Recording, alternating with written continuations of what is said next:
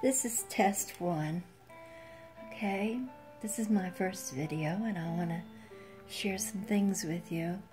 I've learned quite a bit since I've become a part of everybody's paranormal group, and if I stumble over my words, forgive me.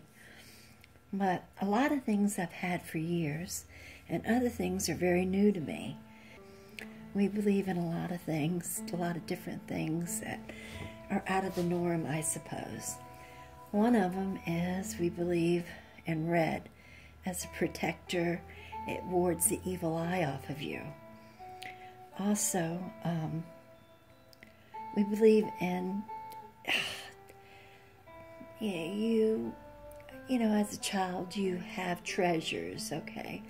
Well, my mom, I guess I grew up with my grandmother doing this, and my mom, and I did it. And you save things that you think are treasures and supposedly bring you luck or puts a good omen around you. I don't know.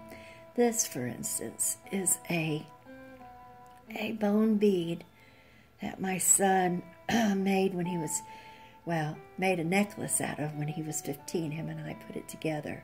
He's 28 now, and he never took it off. And you could see how it's wore down, and the color was white. Now it's a true bone. Oh, okay, I'm learning here. A true bone color. Okay. But it broke this past year, and he said, "No, Mom, it's time to retire it." And I asked him, "Well, do you want the bone?" He says, "Well, you keep it. You keep things like that." So to me, this is a treasure. He wore it. It has his spirit in it. It has, see, to me, it feels beautiful. The texture, the feel. It's been worn, and who was it worn by but my baby? Anyway, I have holy water that I keep in this little vial. I take and I bless everything as I set it out. And I've just started doing that the past year, I guess, since I've been a part of the Para family. I'm learning, although we normally always had holy water in the house because we're Catholic.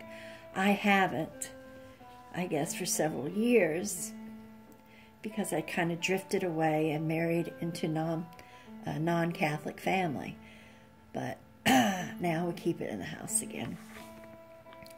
Okay. I don't know. You know how people say they have totems?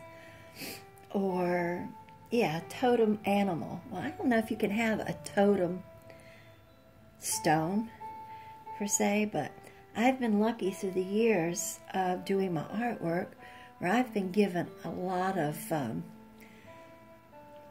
tiger's eye and turquoise, literally given like bags of it, that I've used in my artwork. This piece in particular was actually given to me by my deceased husband. And I don't know, I know it's raw, like it hasn't been polished. It looks to have been cut, just cut raw. See, but it's still beautiful. I wouldn't change that for nothing. And then I have other pieces like this. And this is like something I would inlay, because it does have a nice flat edge to it.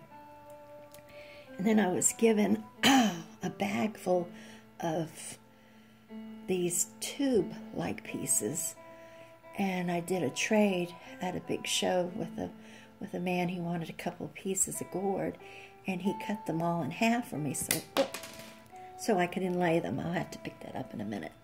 So I can inlay them. And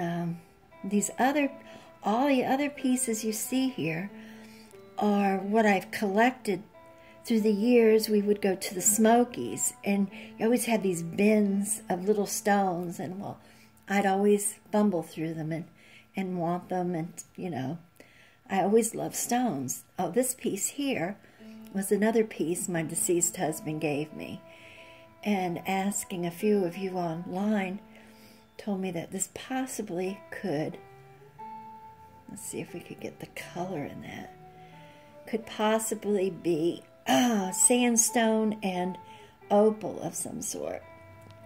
But it's another piece I treasure. I did a few gourd pieces about 6 years ago where they were luminaries, and when I cut out the piece, I would hang. I found in Cherokee, I had found this 2 beautiful cut crystal quartz arrowheads, and I used them, and I had won my ribbons, and I sold them for a pretty price, and then I couldn't find them anymore.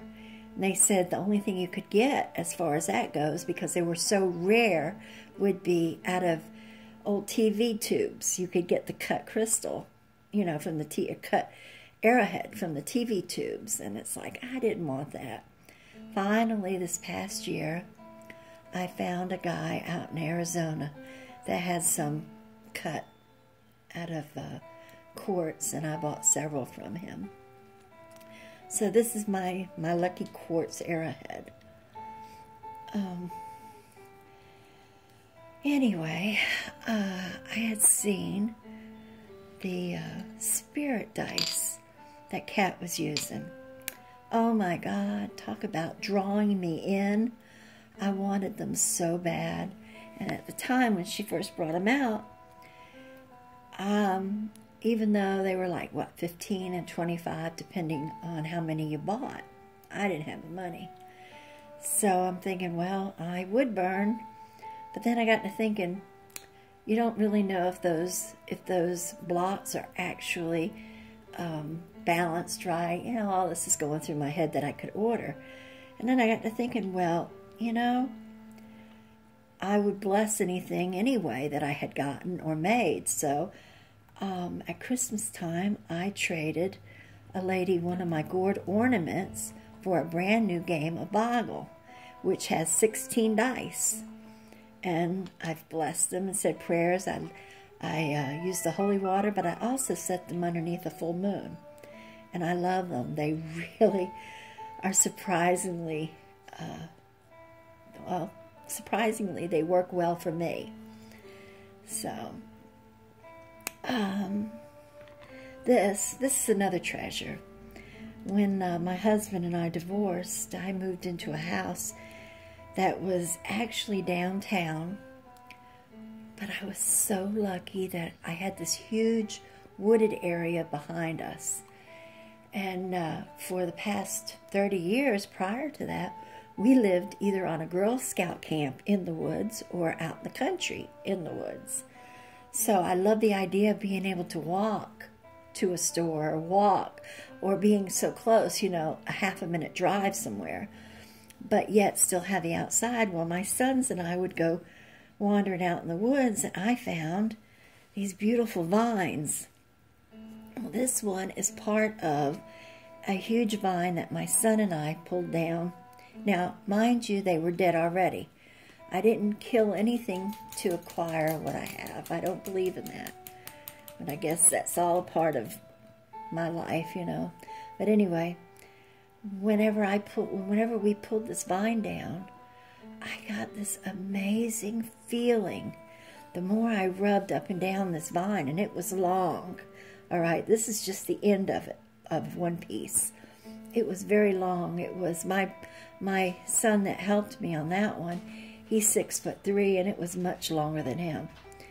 I just got this overpowering warmth inside, and oh my God, I can't tell anybody how I felt. Then Gabriel, he held it, and his eyes, you know, sometimes, you know how kids, he was what, maybe 15 then, you know, I don't know if he's just trying to play along with me or what at first, and I'm watching him. But my son was serious. He felt it. So we took it to the house, and I finally decided I was going to cut it in half, and I gave him half, and I was praying we weren't going to hurt the life force in it, and we did it. I have the longest piece, my piece, half piece, hanging in the dining room, and then I took the very end and made my wand out of it. Not that I've ever used it, I just think it's beautiful, and I think it belongs with my treasures. So, I was going to do a Paratech thing, but my phone's needing charging. But while I got you here, I'm going to share with you what happened the other night. Michael, my eldest, I live with him here in North Carolina. And I first downloaded the Paratech on the phone, and he decided to do the same on his. And we started getting some hits in his bedroom.